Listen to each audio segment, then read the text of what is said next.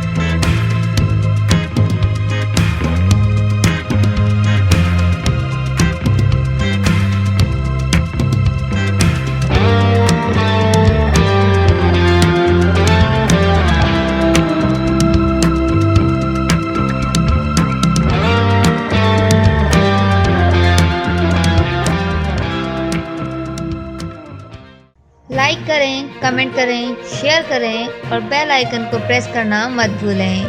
देखते रहिए on news.